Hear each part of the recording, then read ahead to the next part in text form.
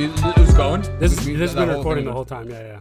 Oh, that's a fire cold open, dude. No, you gotta keep that in, dude. That's actually our most fire cold open. I think We talked about nothing. We talked about nothing. Open. We talked about nothing controversial. A little bit of sneak peek in our personal lives, but Right. that's what we're about. We're three young dudes in our mid-20s who like to have a good time. Yada yada. Exactly. Who like to yada yada. Okay, yeah. This is a cold open. I say we run with it from here. You want to take the intro? Yeah. All right.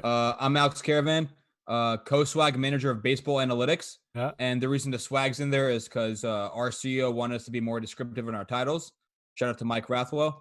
Anyways, yeah, I work in the baseball R&D department, same as these guys. So At Driveline Baseball, I'm Anthony Brady, biomechanist. This is the Driveline Research and Drinks podcast. I'm Kyle Lindley. There we One go. other There we R&D go. engineer. That's We the had to smoothest. drop the name in there. That's the smoothest intro we've had. Driveline Research and Drinks, episode 9, April 5th, first episode of a new month, 2020. What do we got? got the El Sonido. Well, I got that one. I think next. that's Spanish for alligator. Are you serious? That does not look like an alligator on the logo. No, it's very distracting. I've got I the have- Busta Lime IPA. That's such a sick name. I got a Bat Squash Pretty fire. Hazy IPA from Rogue Brewing. Nice. I'm assuming this is very local, but You'll hold it closer to the camera. It's like coming in out of view in the background. Bat Okay. Squash. Did you just get like a variety pack from Red Hook? Yep. Yeah. Talking to me, bro. No, I said yeah, but it wasn't in response to that. You're answering for me. Mm, All right, episode 9. nice. We're also working remotely. Any For another updates? month now. Has it been a month? It feels longer than a month. No, we're It's going been for more another months, but month for now. us, I think. Oh, you're saying it's going to be a month further too. Yeah. Another month for sure. Yep. Posted up at home still. Any big updates or stuff anyone's working on from last week? Starting to play. We broke Monopoly out yesterday with the roommates, with the quarantine mates. Ooh, nice. And so that's probably going to be a pretty regular thing for us now. We need to get that going with Catan. Oh yeah, I'm in. We should How long did a Monopoly game go for, Lindley? Not long. I mean, it was a couple hours, but Oh, it was faster than I was assuming it was going to be. But it was just because it went pretty fast because Steven just gouged us with the hotels, man. I landed on Yeah. him twice in a row and it was bankrupt within 2 turns. Or dude, it's like been a 3 while. turns. I'd be on a play. Yeah, it's been Yeah. a bit for me. be down for Monopoly Yep. too. Dude, It Catan was is fun. actually not that long of a game if you know. how Oh to no, play. I mean it depends. Yeah, I think Also if on- you have like 4, or even if you have like 6 people and all of them know how to play, like a 4-person game is like 45 minutes to an hour, Yeah. I think. But It's it's pretty usually good time. it's usually a super slow game because like someone doesn't know how to play, then like if you have people that know how to play and politicking goes really fast, then it's like pretty quick. Does Handbo know how to play? Maybe, I don't know. I'm not sure on that one. We That's definitely a fire double date. we should definitely get a game going of Catan. Belly Belly gets play? super competitive about it though. Ooh, Nice. yeah. Nice. Yeah, we definitely need to get a game of Catan going. I'm in. As far That'd as be fire. work goes, I wrapped No, up bro. a couple. Stay on the Monopoly topic, dog. No. Sorry, go ahead. Wrapped up a couple different things. Caravan got some numbers, some batted ball numbers for the hand position study. I don't know if we've talked about that already on the podcast. So that was I don't think we have, no. finished that up. So we basically just looked at different grips, hand positions. So choked up, split grip, normal grip, and a pinky off grip. And we wrote a blog about the swing characteristic effects. So using a blast sensor, and then we were waiting on getting the batted ball data, and we found that exit velocity was significantly affected by hand position. So that was cool. And then And you found a really cool stat finding, Lindley. yeah. So it was my understanding that what. No, just I think my finger point. That's fire. It was my understanding before that when an ANOVA result is significant, it means that when you do post hoc testing with those conditions or groups, there's going to be a significant difference between or in one of the comparisons. So when you compare, so for example, when we compared, so for the 4 hand positions, we found that hand position was a significant factor in exit velocity. So I was just assuming that when I compared all 4, did the 6 comparisons or whatever it was between um, between like normal grip versus choke up grip, normal grip versus pinky off, that one of those comparisons would be significant, but none of them were. So I was really confused and had to look into that. But it just normal post hoc testing doesn't take into account if multiple groups are significantly different from other multiple groups or a single group. So that was a fun thing to learn this week. That does sound like a fun thing to learn. Yeah. and Lindley messaged me as I was running, actually pre dinner setup. I was on my run and I was like, nah, I think that's chilling. Yeah. Like Is the this Slack okay? message came through. It was like a detailed message Yeah. from Lindley, like explaining. I was like, nah, I think that's fine. Yeah. That's chilling. And did some more wrap up of weighted ball mount study and another weighted ball study that we're hoping to wrap up here in the next few months. Nice. Yeah, on my end, I pretty much finalized the internal development of our blast report, which we've started to market a little bit. Some of our hitting trainers started posting on Twitter about it, which is good, which is like nice.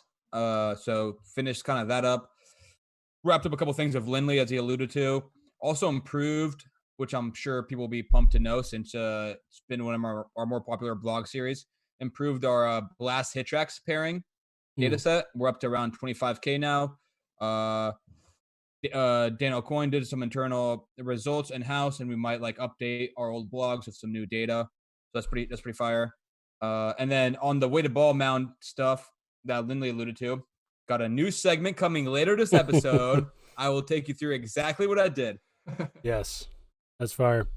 Yeah, on my end, just more work on a couple Black Ops projects that will actually probably not going to be Black Ops for long. Probably going to have some stuff out later this week on social media on them. But a lot of work on those projects. On Tuesday, I started the day off by I had a whole bunch of articles and things bookmarked to go through, and I finally got to reading those. So just spent a bunch of time reading some journal articles, and then that turned into reading one of them turned into writing a blog review on them. Then we'll talk about that later. On all of them, too. or is it just the one? Some of them were really good. Some were pretty fire, but that one that I read, I just thought it was I thought it was pretty tough and definitely worth writing a pretty thorough review on. But the blog post is going to be a review of that one study or all the studies that you read? Yeah, it'll be a single research review of that article. I mean, it's half a review and then half just a general commentary on why you should read journal articles critically, and using it as an example, kind of a thing. Yeah, not just Brady. When you do a tease though, hit it with the same point in the camera. So but yeah, what's coming up later? That's coming later. Research article review today. This time I got it. I know last episode we said that you got the next one, but I'm taking this one. Also, started a new book this week called Bad Blood. I don't know if have you guys heard of the Theranos blow up in Silicon Valley a couple years ago? Theranos? Theranos. It's a company that did some Thanos?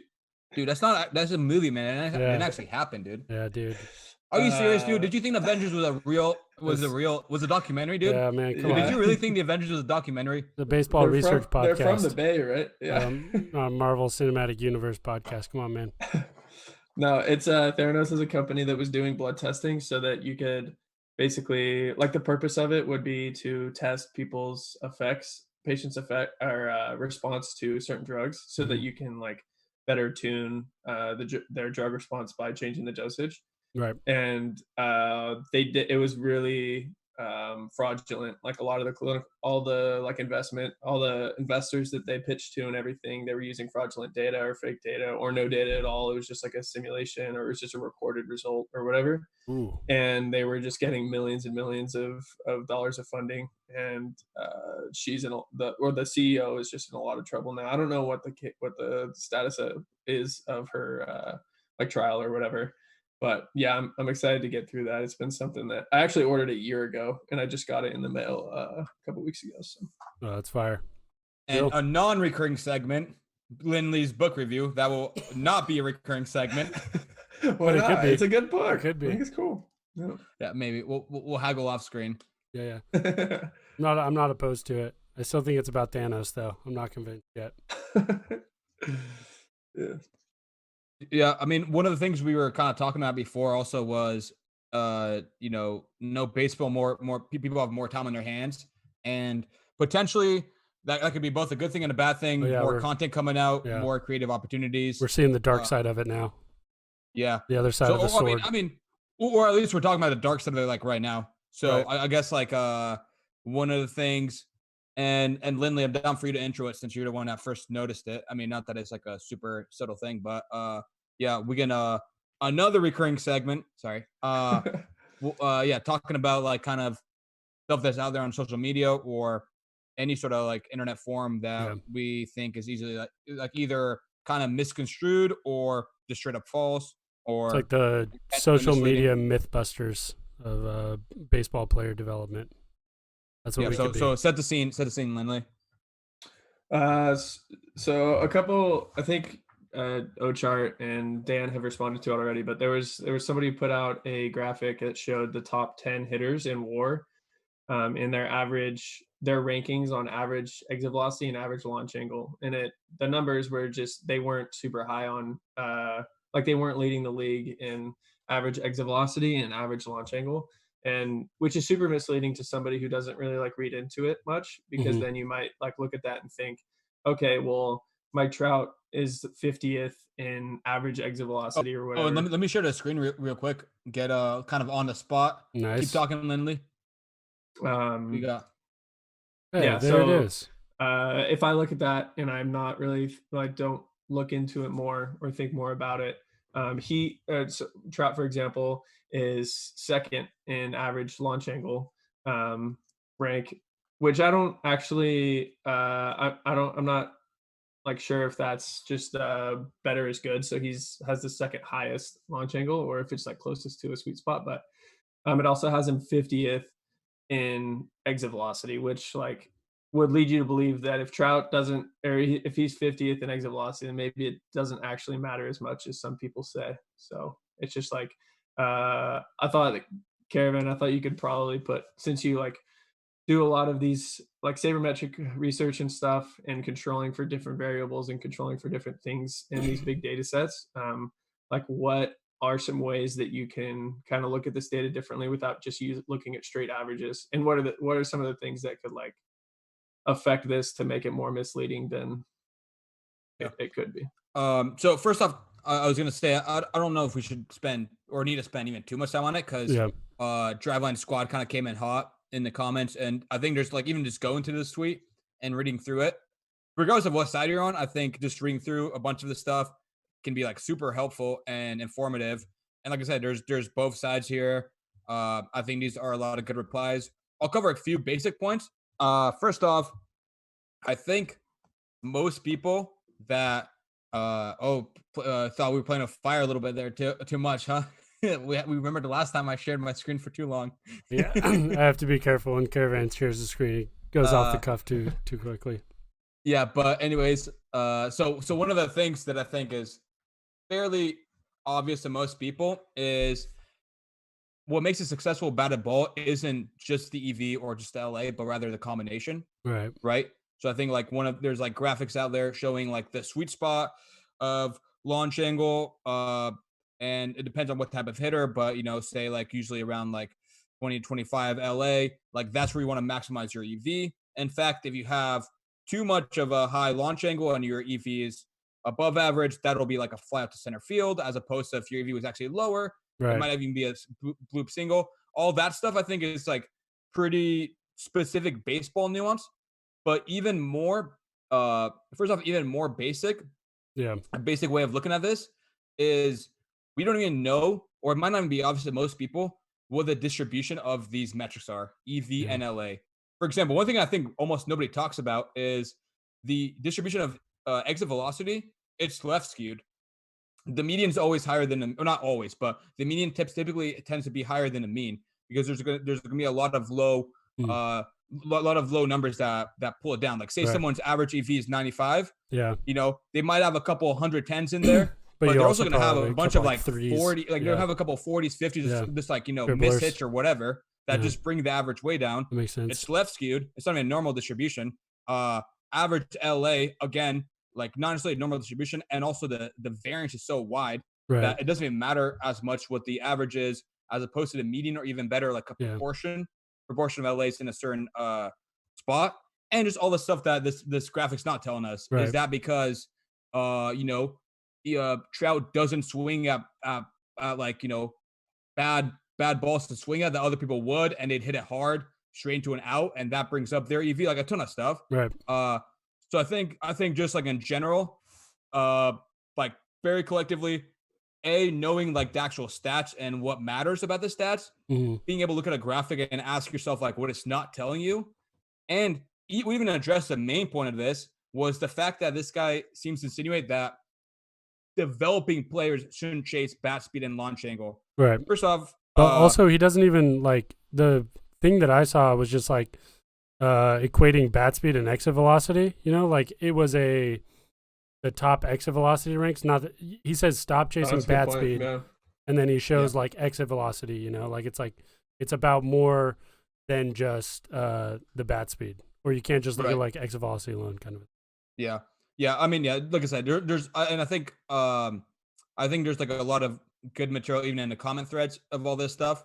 But I think a lot of people also took it to mean a thing to follow when developing amateur players, none of which can swing the ball or the bat as hard as Trout. So it's like not even relevant. You know, like, okay, get like swing the bat as hard as Trout. Then we'll talk about like maximizing timing and shit. But until then, that's like a clear area for growth. So again, I think a lot of it has already been debunked, but going over the main things, just like knowing what the stat you're looking at is supposed to measure, knowing all the things that like the graphic's not telling you, and then also thinking about the audience, like who's this catered to? We're not telling, you know, Oshar's not telling Trout to swing the bat faster. He's telling like 18-year-olds to swing the bat faster.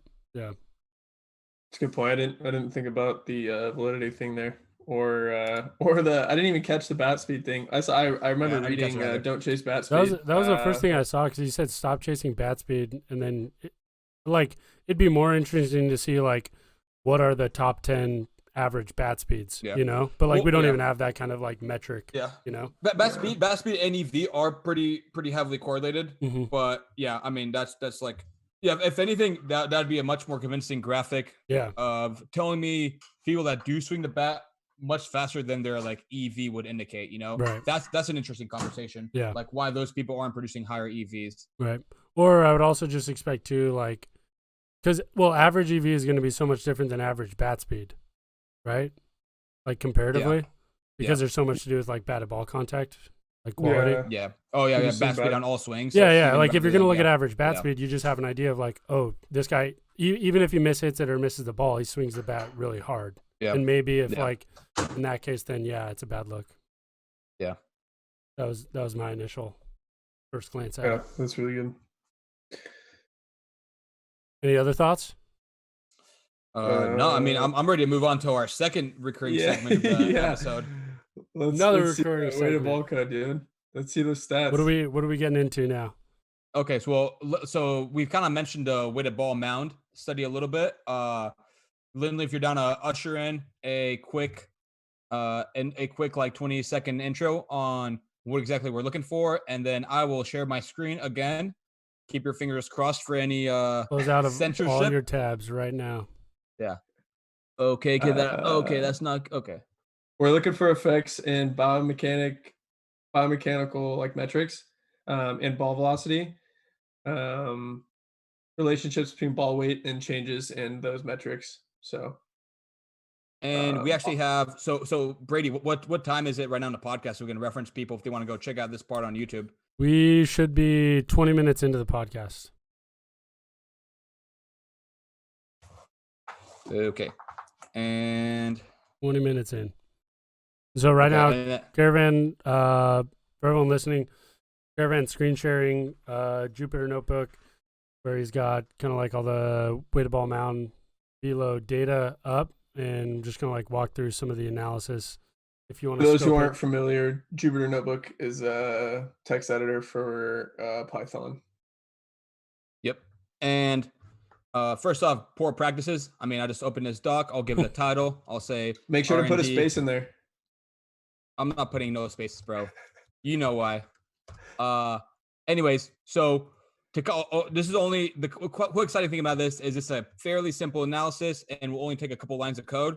We'll kind of just kind of give you an idea of immediate kind of like best case scenario analysis in the back end, and also I don't even necessarily like recommend Python over R for this. I actually like R's interface a little bit better. We'll keep it in Python for here.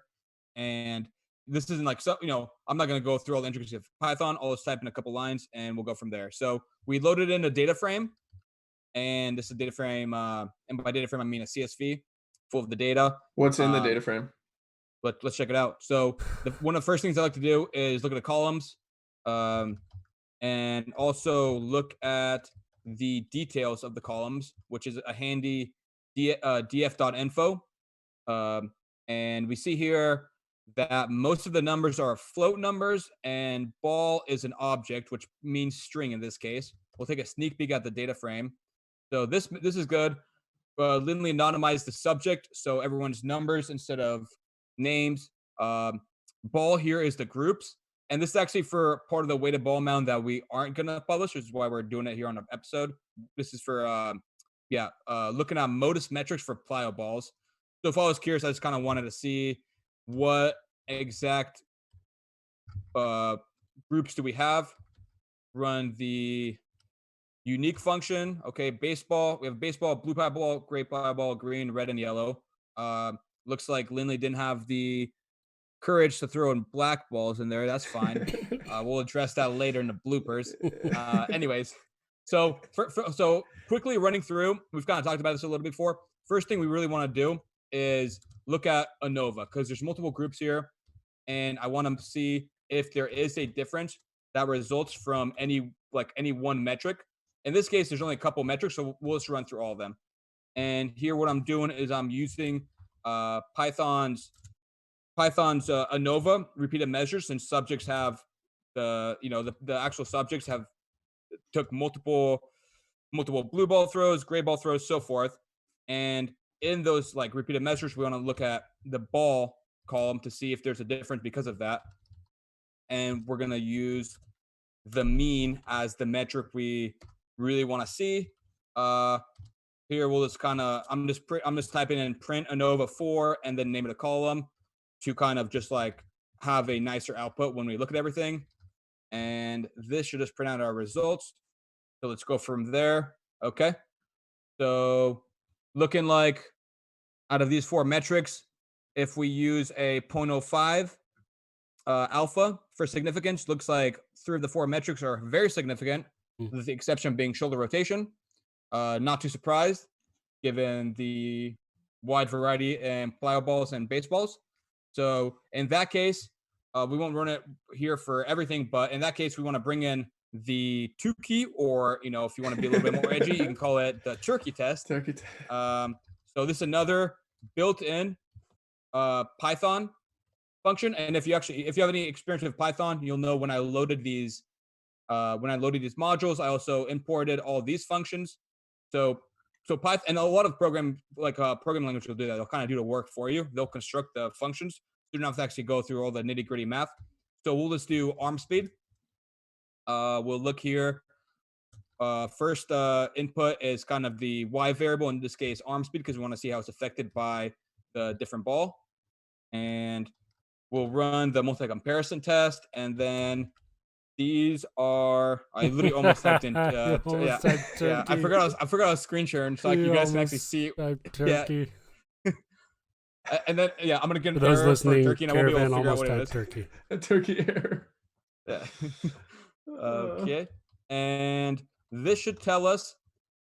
Okay, so just a lot of information. It kind of might be overwhelming, but there isn't a lot of information because we have a lot of comparisons. So right here, we found a significant difference in arm speed, and we wanted to see how, like, what were the differences between the different types of balls. So here we have every combination of balls, and we have the mean difference and whether it's significant here. We have the Tukey test already has an adjustment done to it. And then it kind of already tells you, I think, under probably a 0.05 level, whether or not you reject that hypothesis. So looking at the first row, this is baseball versus blue. Looks like I think it's probably the baseball probably had more arm speed. So I think it's the group 1 mean minus the group 2 mean. And that is significant. So we reject that. Next one, we don't reject that because the mean difference is only 27, which in comparison to the magnitude of the arm speed figures is like very low, which is why it has a p-value of 0.9, so forth. And again, you can go through, write up the results. This is an example of one of the metrics we could run through. We could run through the other ones. Could write like a nice for loop or whatever to kind of output everything. But yep, that's a quick look at weighted ball mound. And take my privileges away, Brady. Yeah,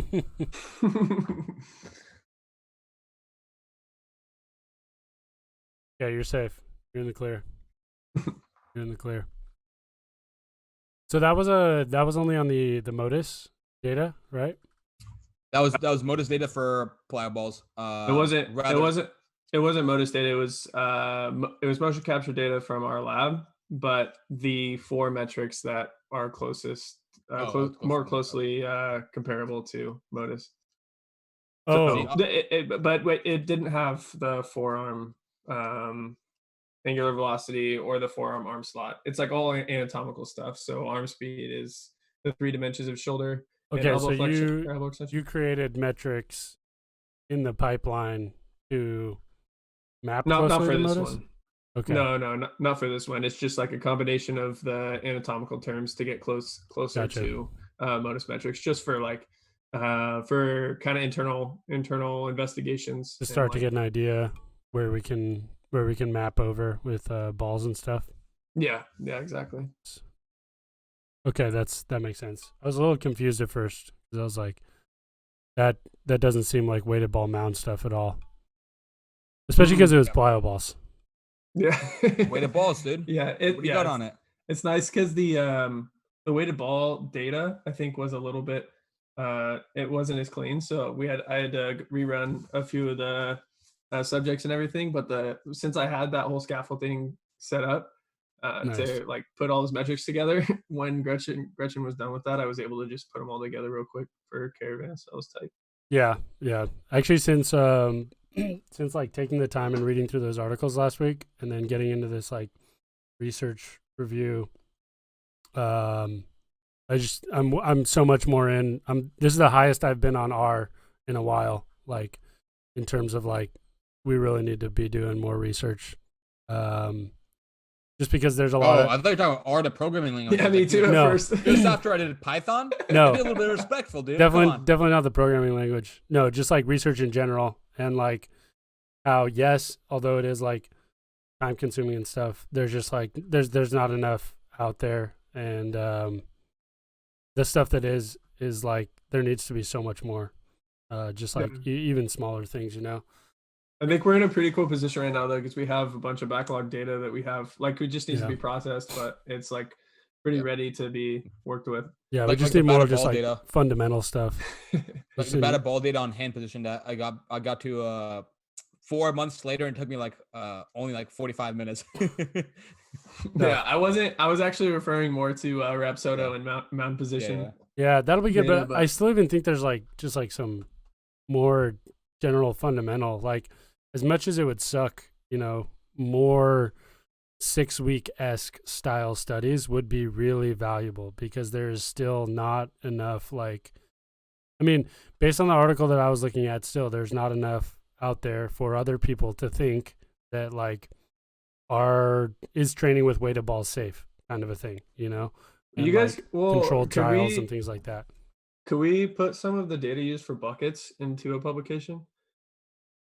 Because all that data is valid for publication. I mean, outside of like Yeah. exactly how we do everything, I like, we might believe- be able to put some trends together. Yeah, I believe everyone did sign the like retroactive like post hoc study thing that we, you know, got in there Yeah. that we were trying to do last year. I don't Yeah, know so exactly that- what we could do with it, but I'm also saying just like some as tough as it is, like a controlled study. I don't know how we would even pull that off. Like But right now, how are we best going to place convince? do it- How are we going to convince someone that's coming to Driveline to be like, okay, we need you to not throw weighted balls for 6 weeks because we're trying to compare you to someone else, you know? Yeah. Hey, I got it. I'll sacrifice my body. Yeah. It could be tough. It's just there really is like so much value in that. But I don't even know how you would how we would find a population willing to do like X amount of weeks of dedicated control group training. Well, on that note, you want to hop in? You want to hop in on your journal review? Yeah, I can do that. You want to introduce the name of the article? I'll actually pull it up myself. I don't think I have it up yet. Yeah, I think I can screen share it. Okay, let's get into it. A lot of screen shares going on to the new thing of the episode. Probably will drive our YouTube viewership over the 30 hump, 30 viewer hump. Back over the 30 hump, dude. Yeah, that's true. Pulling it up here. Okay, you guys see that? So I'll link this, but title of the article is "Training with lighter baseballs increases velocity without increasing the injury risk." Very mild title. Very tame title. Not bold at all. So actually really fire because it's like all of it is available on here, like the appendix and everything. You don't have to have like a subscription. You can download the whole PDF for free. I'll have a link in the description. But yeah, so I mean, first of all, like have you guys read through this? I haven't read through it super carefully, but I know I know the general gist of it. But I mean, yeah, proceed. So Lindley, what about you?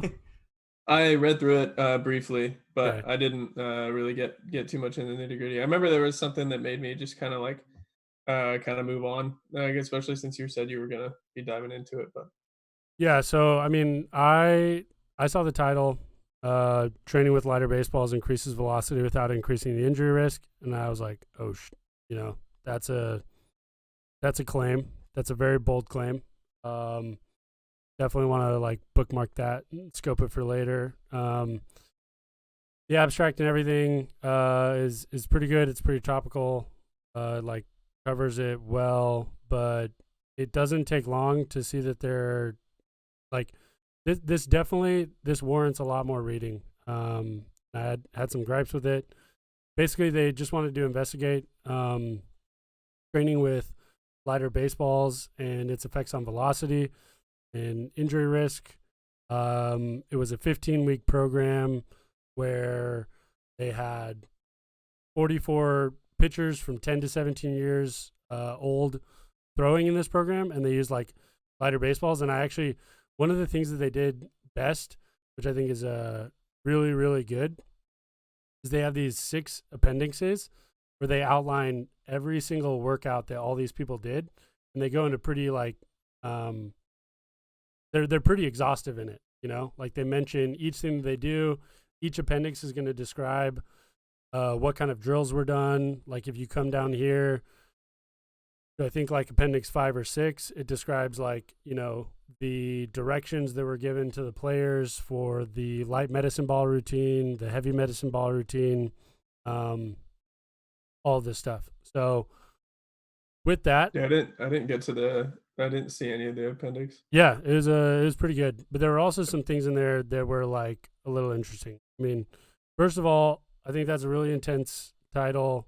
Yeah, well, no, first of all, we should say when Brady says a little interesting, that's his nice way. It's a very very positive twist on things. Yeah.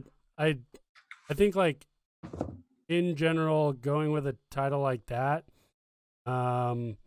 it could just be specific to like the baseball community, right? Where I think there's just so much of an opportunity to mislead people, because they most likely don't have like a research or science background, and they're just gonna like see the title, maybe glance at the abstract, and like run with it, kind of a thing.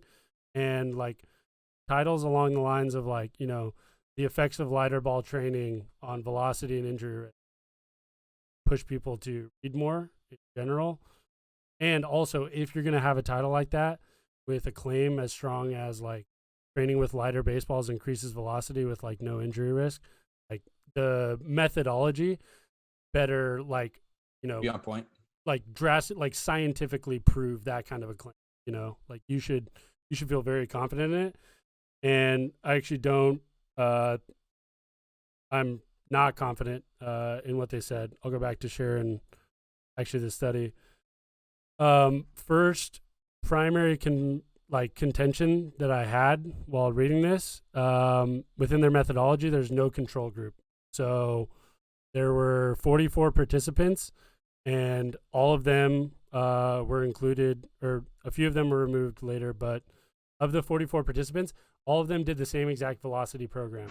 Okay, so like there's no control group that didn't use lighter baseballs, or no control group that used heavier baseballs. All of them, just all of the time, were going through the same training program throughout. And within the training program, there's a lot more done than just lighter baseball training. Like, to touch on specifically, you can see like there's active warm-ups, stretching routines, and then there's also these velocity programs with medicine ball routines, with heavy and lightweight medicine balls, which coming down here, they used 2 and 4 pound medicine balls to execute over the head throws with both arms. So like, I mean, in the methodology, they're saying that, you know, they didn't use any overweight baseballs, which is true. In the pull down, you know, sessions, they only used 5, 4, and 3 ounce baseballs, but still, like, these players are training with overweight implements, you know, throughout. Also, the big thing that jumps out at me, and maybe you're about to go through this anyways, but I mean, kind of rushing to the control group is why I want to mention it now. Yeah, is I think the age of these the subjects, right? Like this would be like a time when you'd assume, right, like even the baseline improvement would be positive, you know? Yeah, and that was another thing in the they're method up too. between 10 and 17. Yeah, not only that, so between 10 and 17, but also I believe it says in here, yeah, the training session took place in the winter months. So like most likely they all finished their season, and then this is like an off-season development program. The baseline velocity recording was taken on the 3rd workout, so like either week 1 or 2. So it's very possible that like they're just getting back into throwing, and that like initial velocity is probably going to be lower.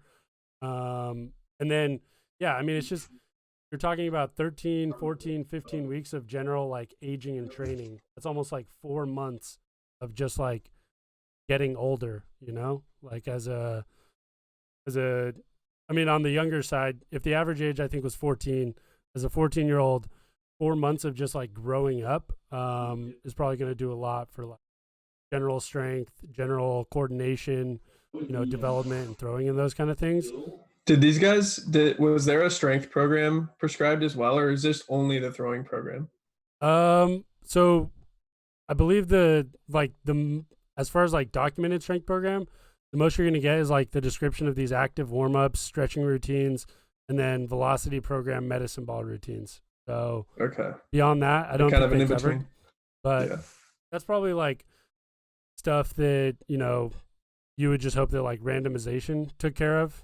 I'm guessing that with this, it was like all of these people were training at a facility.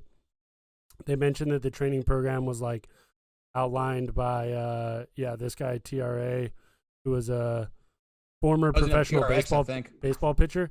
Also think this is pretty wild right here. like in the methodology, kind of like using this sentence to validate it. The velocity-based training program was designed and monitored by one of the authors who is a former professional baseball pitcher. Like, I don't know. I've never seen anything like that in like a journal article. Paper. Yeah. It seems really weird, doesn't it? Like it almost seems like yeah, definitely. It's what you would call a little interesting. it is. Yeah, I think it's a bit odd. They in like their initial exclusion criteria, you know, they did like some screening for injuries, recent surgeries, like all that is good stuff. And then they went into the training. It was those 3 phases, 25 sessions over 15 weeks. And as far as like the results go, they all gained velocity except for one, which is pretty fire. So 43 out of the 44 players gained velocity, an average of 4.8 miles per hour from baseline to the end of it. But the other main result was no player sustained a baseball-related injury during the training program. Now, there were 48 initial players. One of them was removed because no baseline velocity. Another was removed because he didn't complete the program, and another was removed because he sustained a broken ankle. The 4th player was removed from analysis because he experienced biceps tendon soreness after participating in back-to-back showcases before the training program was completed. Also against recommendations. I think this is really whack. When I read this, I thought this is like basically like, you know, I mean this is cherry picking in my mind in terms of like data suppression and like evidence suppression. I don't think that a player, you know, partaking in back-to-back showcases is grounds for exclusion in this, regardless of like whether or not it was recommended. And I also think that like more than likely a bunch of these other players probably participated in showcases. And like in my mind, the authors would have mentioned if he was the only player that did back-to-back showcases because it would have strengthened their argument for like excluding him, right? Yeah, that's interesting. Like if I would guess that like, you know, with all of these pitchers between that age range, probably quite a few of them participated in showcases. And if you're going to exclude that data point, you need to exclude all of them, kind of a thing. And there's like no like research that's really going to like out there that's going to show that like participating in back-to-back showcases or like having 2 games or whatever it is you know, creating a causal effect to injury is what I'm saying. What else was measured besides velocity? It was just velocity and did they get injured during the study? Those are the only 2 dependent variables? Yeah. And also because the reason injury was only like taken into account during the study. They didn't do anything after. I actually think that's one of the better things about the Reynolds study. The Reynolds study, yeah, the Reynolds study is the one that they cited here in terms of, you know, many of these weighted ball programs have been effective at increasing velocity. Some have also caused a significant number of injuries to the pitchers participating in the programs. That's referencing the Reynolds study. And in the Reynolds paper, 2 of the 4 players that got injured after the study in the subsequent season, which is like very important to measure in terms of like everything that we know about baseball and throwing injuries with acute versus, you know, chronic injuries. Throwing injuries are most likely chronic. They're not just like acute event-related injuries. So that's another thing too, is with this study, I would have liked to have seen like, if you're going to make the claim that there's no increased risk of injury, you should be measuring injuries and tracking them throughout subsequent seasons and potentially even longer. Because like, just because they're not experiencing anything during like the training portion or the, during like within the study timeline, it just like, to me, it doesn't mean that like there's a reduced risk of injury. Like we don't know what's going on in these players' seasons later on. Right. And also could be a possibly like damning, you know, evidence point. The person that they excluded was injured and experienced that injury during like a baseball showcase. So like back to and returning to baseball activity, that player then got injured. You know? That could even be more damning for should they have like looked into it into like subsequent seasons and looking at injury risk there. I don't know what the. Sorry, go ahead, Caravan. No, you go ahead. I don't know what the solution is to this, but the whole idea of baseball-related injuries kind of irks me a little bit, just because, like, I don't know. It doesn't sound like there were other injuries outside of this that they didn't report. But who is it? Like, why does the I don't know. How would you classify what is related to baseball and what isn't? Like, I feel like that's such a gray area that it would be easy to kind of fudge that. I don't know if that was the case in this study, but Yeah, I talked about that like a little in the blog about how there seems to be this like, well, first of all, I think like injury prevention, injury prediction, and like all that modeling is like, I don't know, like kind of a waste of time. I just think it's like so hard. You know, there's like so many different things. I referenced like a Twitter thread about it that I thought encompasses as well, but like you need so much data to do like accurate, you know, injury risk, injury prediction modeling. And like even when we were talking today about that, Lindley, with like the workload stuff and Modus, about how like, yeah, we could figure out all of these different ways to quantify stress, but at the end of the day, we're not going to validate many of them because we just don't see injuries. Like we don't have a data set of injuries to be like, yes, we're quantifying stress properly. Like the best, and it's unethical to push that envelope. The best measure that we have to like validate, I guess, those kind of things is like just subjectively asking, how does your arm feel, kind of a thing, you know, like. And there's so many more factors that can go into injury in general that I just think it's tough. And the other piece of that is that there's like this disconnect sometimes in academia and like all these people from universities that think there's like throwing velocity and injury risk are like separate and not under like the umbrella of performance, when I think generally we talk about baseball performance almost always as throwing velocity because it's tangible and immediately measurable. Like we can just like see velocity, and like a lot of people sometimes will get on us about like, oh yeah, but what's that mean for injury risk? You know, like he's going to get hurt soon if he does those mechanics. Just because we care about velocity doesn't mean that we don't care about injury, right? Like, and they're probably related too, right? All under performance. Yeah. Like if you're not throwing hard, you're not going to perform. If you're injured, you're not going to perform at all. So there's like just no point. Like we do, you know, care about that. It's just one is a lot harder to measure and track, and there's so much more unknown when we have a radar gun that can tell us velocity right now. Mm-hmm. Yeah. And velocity can be indicative of health, right? Like a healthier person or a healthier thrower. Yeah, efficiency too. Doesn't have any. Yeah, exactly. Doesn't have any nerve entanglement, keeping them under 70 miles an hour. Yeah. Yeah.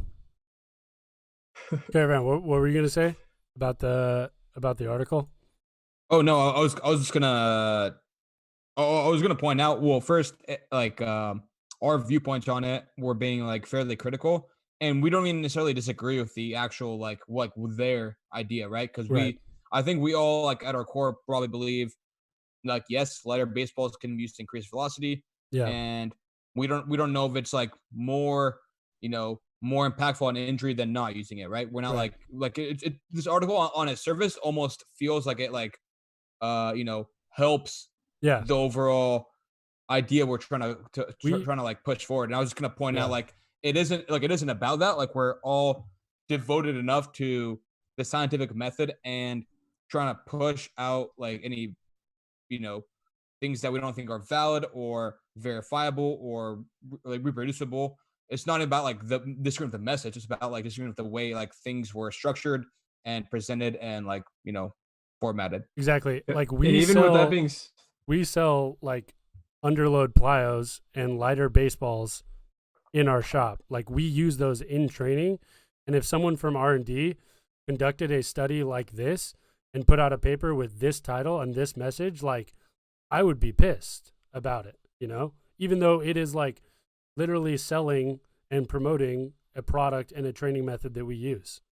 That's not to say that this can't be like a somewhat usable data point at some point, you know, like the more studies there are, even if there are significant limitations like there are with this study, the more investigations and the more experiments there are with that kind of thing, like the more confident we can get in its conclusions. So like in the Right. end of the day, we could still use it as like a data point towards the overall stigma of weighted overload and underload implements. But Yeah, I uh, should have probably prefaced that, because I actually do, when I like wrote out the blog, one of the first paragraphs I wrote was like, I'm gonna like preface this with, I have a bunch of contentions with the way that like things were done in this study and the way that they communicated their results.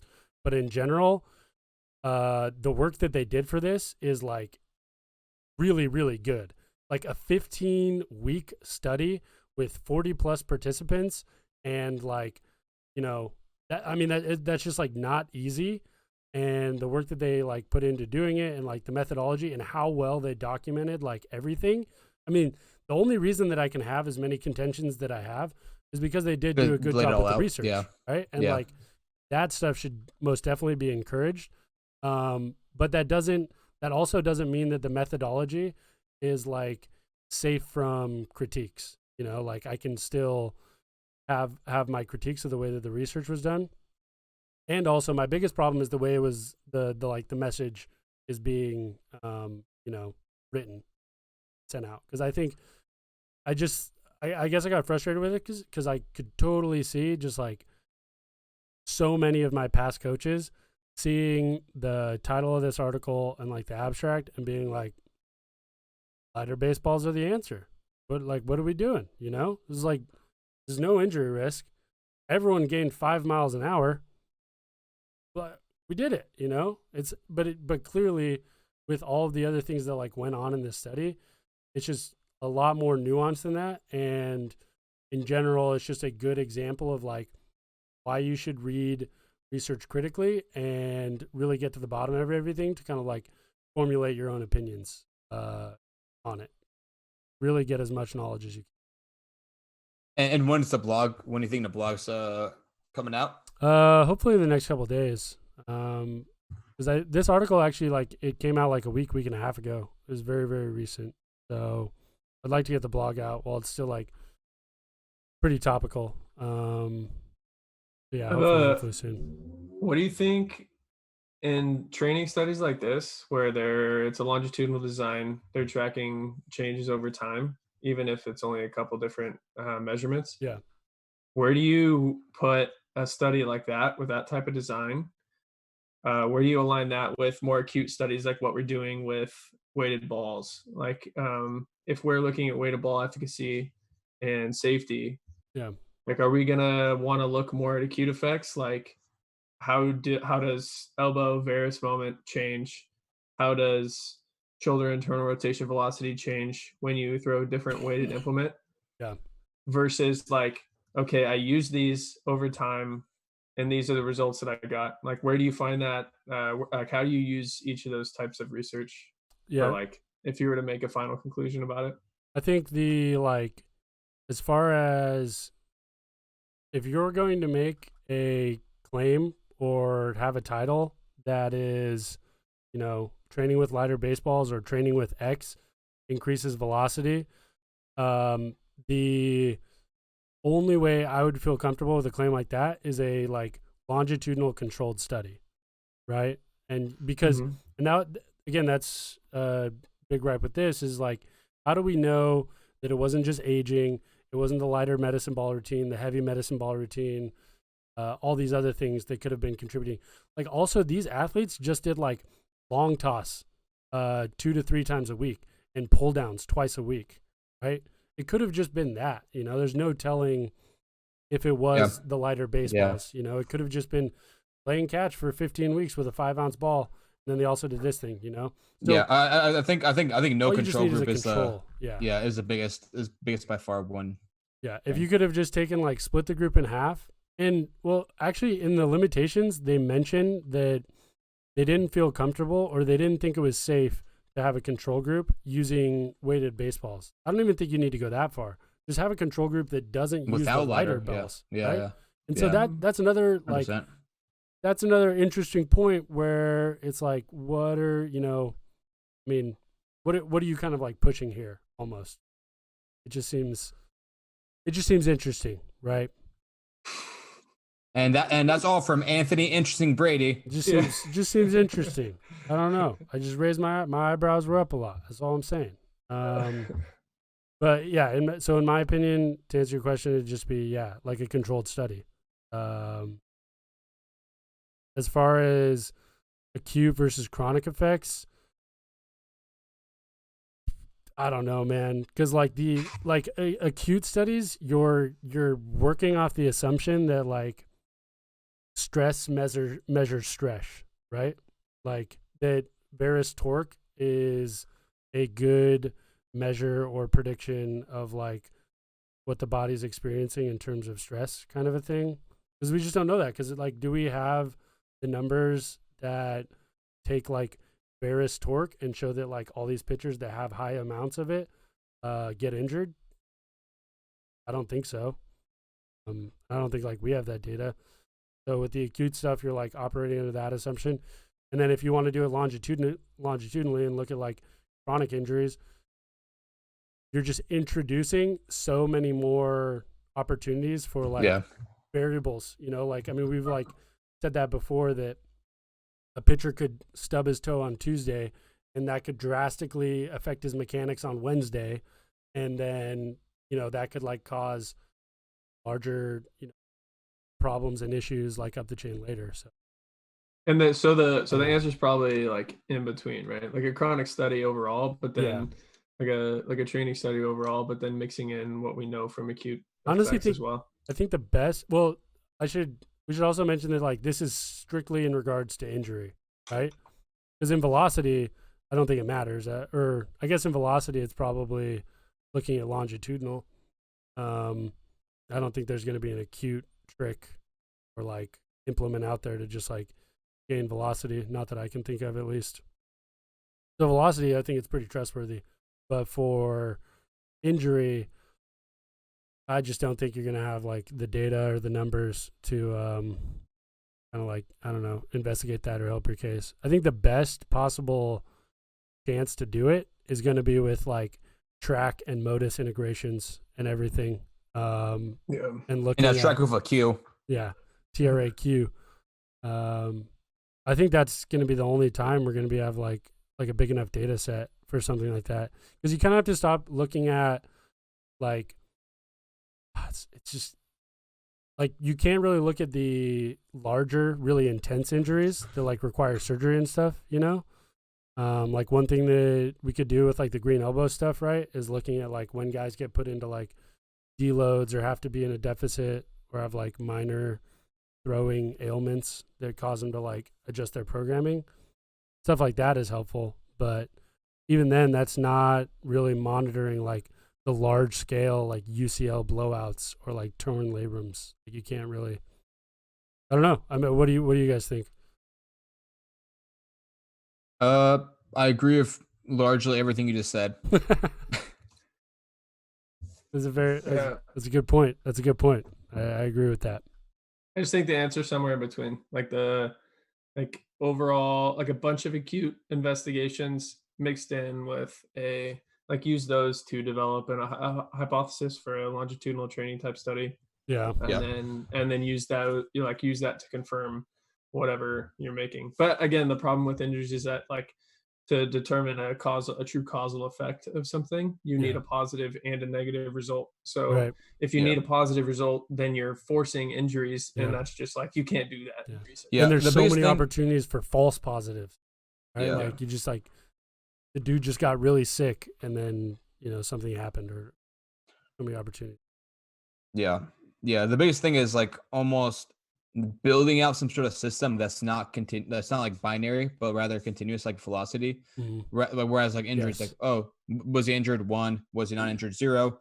How severe was his injury? Like, scale of 1 to 3. Like everything's like so discretized when it comes to injuries, which makes it very hard to both set up like a very controlled study, right, and B, like not have like either one way or another, you're like either underreporting it or overreporting it. It's almost impossible to like finagle that fine line. That is a really good point, actually. Like going back to the Reynolds study, that is a really good point about how, they showed like the group that used the weighted ball program. They had like significantly more injuries, but all of those injuries were treated as like yes, no data points. And they weren't all, like I think one of them was like someone had Tommy John, another person had a reconstruction that required like they ended up retiring. And then 2 of the other injuries were like a lot more minor.